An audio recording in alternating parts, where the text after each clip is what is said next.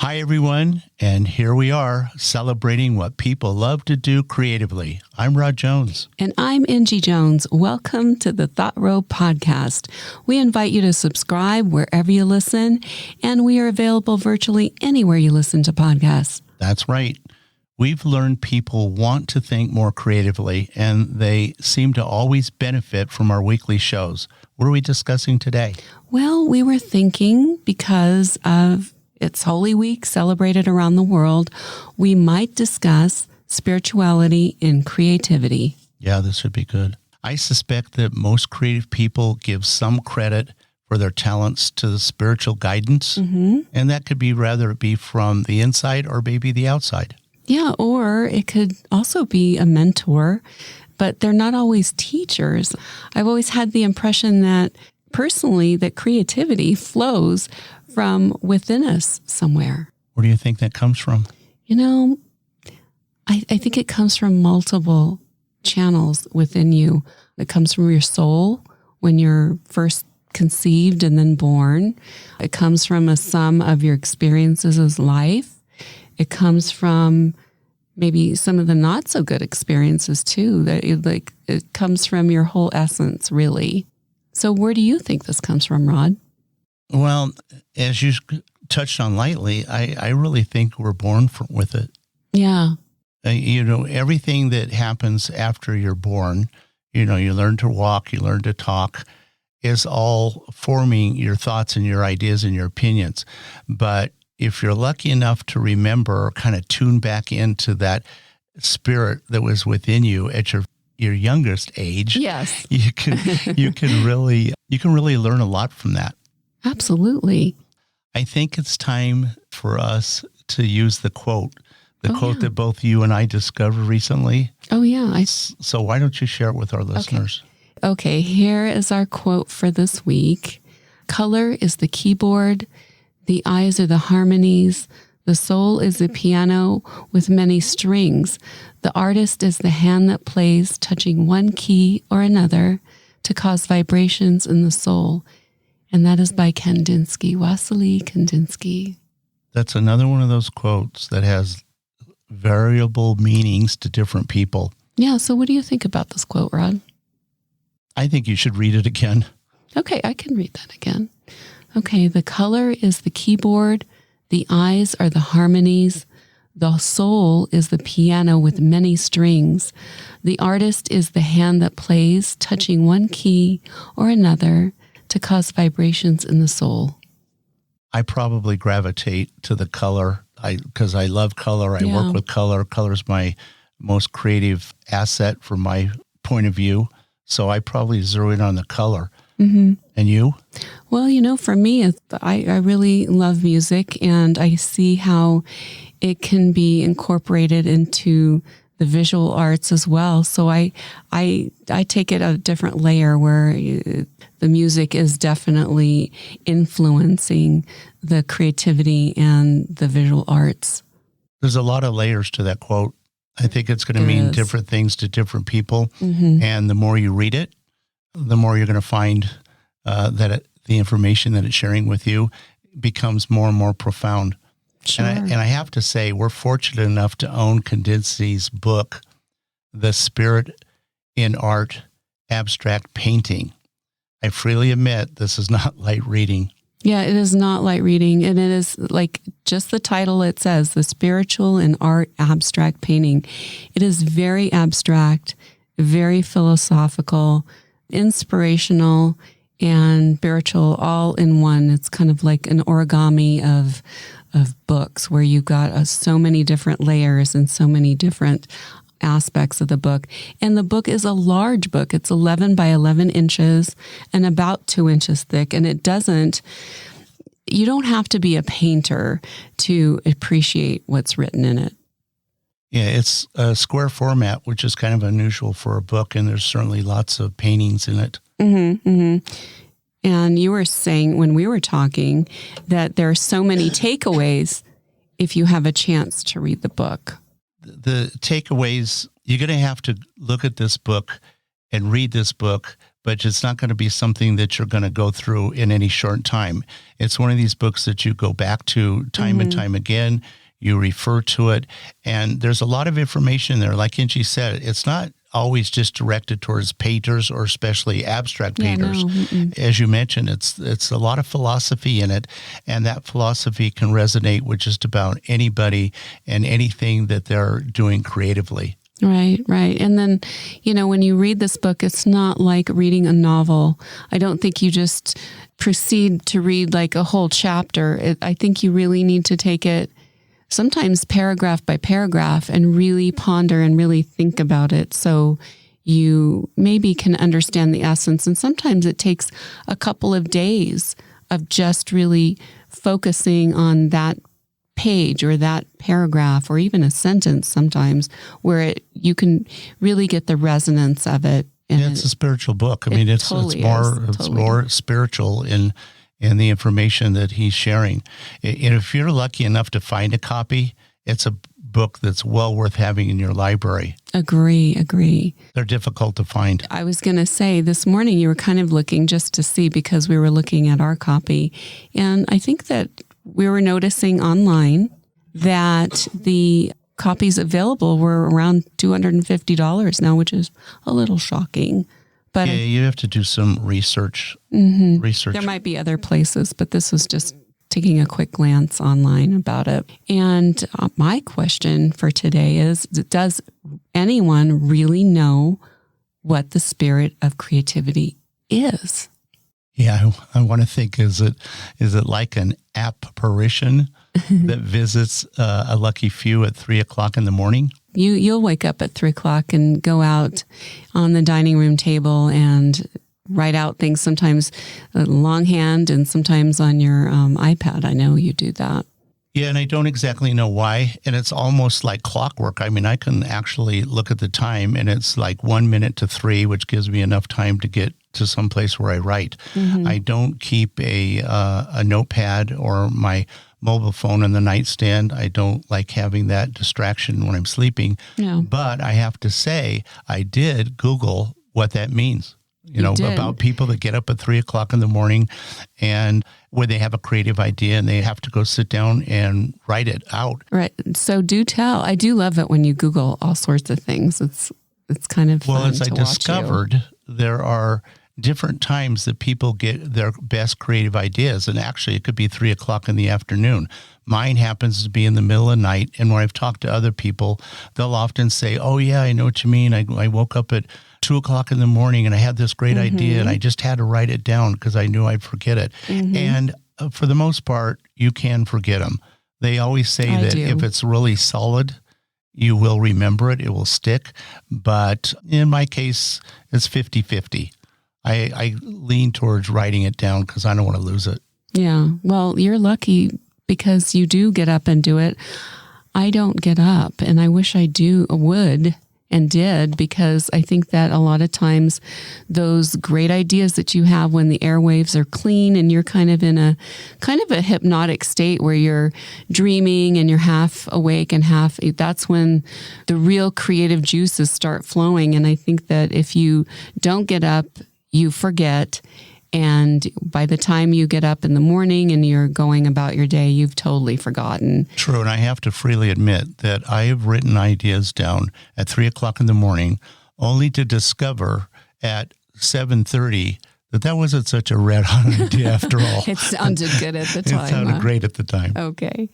Well, I know that when we were looking up different things, I went to the Merriam-Webster dictionary, and can you imagine that according to Merriam-Webster, this kind of floored me, the first known use of the word creative was in 1875. Makes you wonder what people were using in place of it. Yeah, what did you say? Oh, you're being blank. I mean, what word do you use?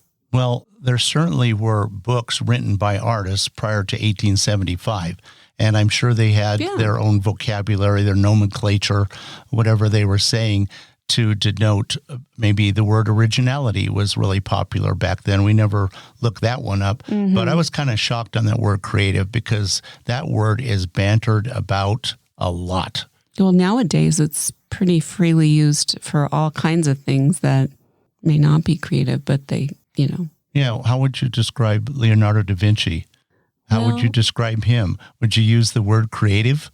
No. In fact, when I was looking up words, imagination, which I equate that with Leonardo da Vinci, that was first used in the 14th century.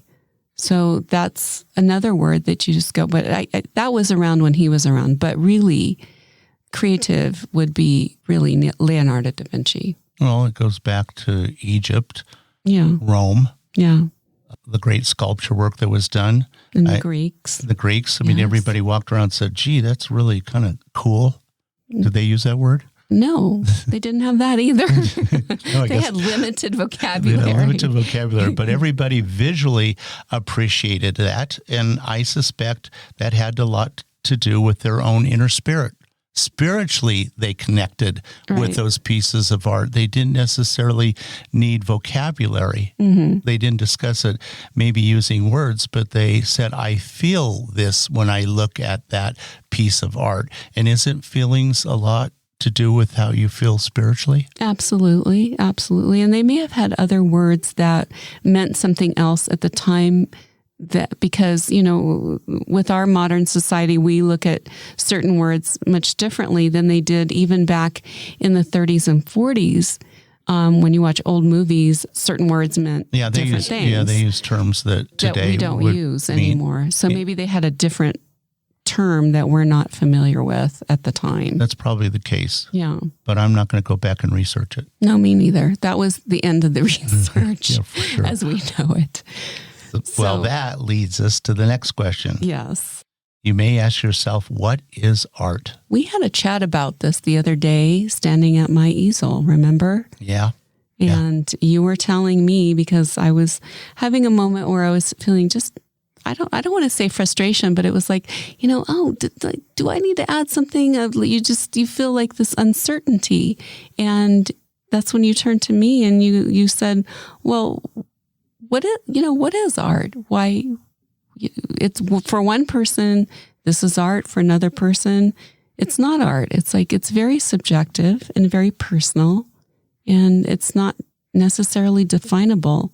Well, I always wonder who deemed that one particular person can tell another person that their artwork is not art. I guess you kind of refer to them as art critics sometimes. Although there are art critics out there that are really have solid justifications for their comments. Agree. But for the most part, if you show a piece of your art to Aunt Lucy, and she doesn't know anything about art, but she said, oh, I like it, but I hate the color green. That's an opinion. And it'd be interesting to know how she developed or how she came up with that opinion. But art is, like you said, it's very subjective. So subjective and also preferential. Like if you like more representational art, you're not going to get into abstract art. It's just not your thing. Well, it's the same with literature and music. True. I may like Beethoven. You may like Chopin, or you may like reading Edgar Allan Poe, which I know you don't. Not all the time now. Occasionally. When you're in the mood for it. Exactly. And I know you have certain feelings inside when you create art, right? I equate that to having a spiritual feeling inside that you can, express in our world. I don't always know where that comes from, but I feel it. And I think when you have feelings are more often associated with spiritual feelings. Truth. You can have a feeling about what you want to eat for breakfast, but I wouldn't call that necessarily spiritual. But you can have a real sense that you want to express yourself in a writing poetry or painting, and it just seems to flow through you. And I have to think that you're being influenced spiritually and not necessarily by something you just saw or read or heard. Well, I mean, I think you're going to be influenced even if you don't want to be, sometimes with the various things you see on the news or something that happened to you when you're driving down the road. So you're going to be influenced no matter what. And this is where this is where social media, I think, can be a little bit of a problem. So, well, I think you were going to ask me. I hate it about what people inspires me. You usually ask me, well, what inspired you? And what inspired you, Rod? I always come back with the same answer, but actually, you know what my answer is, especially to this date.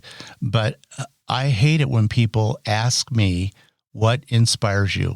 I do my best. I know you don't like it. I do my best to go outside. I never try to go outside, I should say, my own soulful thinking when I'm creating.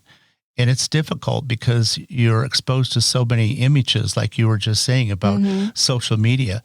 But I look to myself, and I don't like to be inspired by anything outside of my own imagination or maybe what the spiritual world is serving up to me. I try to follow that course in everything I do creatively. Is it always successful? No. Sometimes it's very rare that it's super successful. But I can say it's truly original to me, and that I didn't pick this up because I watched a butterfly land on a flower. Right. No, I know. And this is, it ties into what I actually, I wanted to bring up about social media, which is we see so many images that I don't know that it's a good thing sometimes, because it makes you confused and it makes your airwaves clogged, and every image you see, your brain remembers it. So you are going to have it come out maybe in something that you're writing or something that you're doing, painting or sculpting wise. It is going to come out. It's very difficult to edit it out, like, cutting it out with a pair of scissors. You can't. Well, it's often said that we only use 10% of our brain. And it's probably a good idea that our brains have a lot of capacity, because we get inundated, especially on social media and especially on Instagram, and especially if you're any kind of creative person. That's where you generally showcase your work. Well, in order for you to showcase your work, you have to be polite, understandably so, and you like other people's work. Well, in order to like other people's work, you have to look at it. You have to see it. Right. And, and you want to be supportive to your friends and, and the people on social media. So it's really hard to not look at it as much as maybe you want to. But, I don't think you can really immerse yourself in any form of creativity unless you're connecting to your spiritual side. One would hope. I happen to think that that's probably the case, because yes, you could look at somebody else's artwork and you can hear somebody's piece of music and it gives you an idea. Oh, well, maybe I can build on that, or I can change it slightly and make it my own. It doesn't necessarily mean that people are outright copying other people's work. I know it does happen and we see it. In fact, there's a book out there that is called What Great Artists Steal. I hate that book. I hate the whole idea of that, because great artists don't steal. They let their creativity come through their spiritual side, and that's what makes it unique to them. That's kind of where I would go with it. Well, I think that people, when they talk about that, I'm going to take it a different route, because I know there's a few out there that feel that they need to pretty much copy somebody else's work. And I think that's a sad commentary, because if you're that talented to copy, it's like you could be so much more. And don't steal, just take it the next level. Don't take other people's work. That's ridiculous. You're just as creative. Put on your painting clothes and get out there and do it. You don't have to steal. They can inspire you, but take it to the next level. Be more creative. Be more innovative. Don't copy. It makes me always wonder about the people that duplicate paintings and then they go to auction and it's really a forgery. Those people that paint, or the forgers that paint those paintings, they've got to be pretty doggone talented to begin with. It'd be curious to know if, when they're not forging, are they busily creating their own work and trying to sell it? There's probably more money in forgery, I hate to say. Probably. I don't think that anybody should be doing that. I'm not suggesting that's a good idea. But that's what they get into it for. Yeah, but they're talented. They're extremely talented. To knock off a Rembrandt, you really have to really understand what you're doing. True. Again, so talented. It's like take it a different direction. Don't go there. Wouldn't it be wonderful if you could tune into the spiritual world, the spiritual side of your thoughts when it's time for you to create? And if you could just do that at will whenever you want? That would be cool. You could just like dial it in like a radio. And that gets back to creative ideas. Sometimes they seem to come out of nowhere and they don't always show up when you're in the mood to create, which is so frustrating. Yeah, when you're desperately trying to come up with a good creative idea, no matter what your discipline is. Let's say you're a chef and you want to create a new dish. You're a chef at a restaurant, and everybody's saying, come up with something new and interesting. And then you sit there and you're racking your brain, as people say, trying to come up with something special, and you just can't do it. And then, if you're lucky like me, at 3 o'clock in the morning, you have a brilliant idea on how to make the perfect dish that will satisfy all your customers the following day, knowing darn well that you have to get up at 4 o'clock to go into the restaurant and start the day's preparations. Yeah, you might be a little tired at that point, right? Yeah, but you got a creative idea. Yeah. Lucky is the person who can tune in whenever they need help the most. Oh, so true on that one. But again, it's like dialing it in. How do you summon the eternal muse to come to you when you need them on demand? Practice. Now, it seems that's when it happens the most. If you practice the idea that you're going to get creative ideas and that you're not so concerned about where they're coming from, and you tune into the spiritual world and you keep that channel open, you'd be amazed at how these really interesting ideas just pop into your head. I think if you read about artists or really creative and talented people, they all say the same thing. I don't know where that came from. It just appeared. Yeah. So it's just being blank and letting that kind of emanate from your brain and your heart and your soul. Maybe that's really what it's about. But I know that for spring, this seems to be a good time of the year to think about inspirations we receive from our inner soul. Yes, and it's spring, and we all know what spring means. It's a time for rebirth and renewal, and what else? In love. Oh, yeah, love. That's when all the animals are falling in love and courting each other, like our two ravens that come by and they're canoodling and kissing and, sitting by the bird bath, although they're huge. And when they sit on the bird bath, I'm like, I don't know that it's going to hold you because you two are gigantic. But they're just so sweet and so kind to each other and so loving. That always lets us know that it's springtime, though, when we see all the animals come out. They seem to be the most active. They're more active, and then all of a sudden we see the flowers start to appear. Yeah, slowly but surely. The snow goes away because we live in the mountains. This year has been kind of interesting because we've gotten some pretty big snowstorms that the snow didn't melt for a long time. And now that we see the daffodils blooming, and soon it will be tulip time, we'll see all those beautiful yellow flowers coming up that I look forward to every year and enjoy them. Hopefully we won't get another snowstorm that will break them all in the meantime. So we'll just enjoy our spring. I know Angie would too. We'd really love to know what you think about spiritual inspiration and how it has affected your creativity, no matter what you do. If you're a composer or a chef, a writer, do you tune into the spiritual side of your soul thinking to create? Or if you're a writer, composer, artist, dancer, or really any creative person, I imagine that you've probably already found your spirit guide and you know how to access your spirit guide. And chatting about spirituality and creativity can go in many directions. I know it will trigger further discussion and thoughts for everyone, don't you? Yes, and this is one of those subjects where there's always plenty of questions and sometimes not so many answers. No, if you find the perfect answer, let us know, because I know this is something that Angie and I think about quite a bit. We want to know, or we try to know, where we get these inspirations from, especially the ones that just pop into your head and you go, wow, where did that come from? Yes. And this is one of those subjects where there's always plenty of questions, like I said before, but I think we've come to the end of our show for today. Yeah, darn it. I really enjoyed this conversation.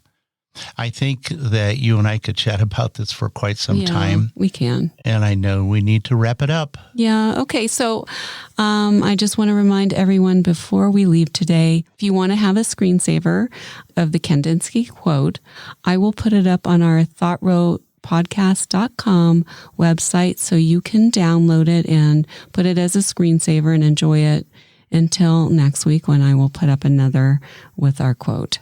Excellent. Thank you, everyone, for listening and being with us today. Yes, and please remember to subscribe wherever you listen to podcasts. I'm really glad you tuned in today. We hope you enjoyed the thoughts and ideas we shared with you. We post a new podcast every week, so remember to subscribe wherever you listen to podcasts so you don't miss an episode. So it's bye for now from my husband Rod and I, wishing everyone a great day.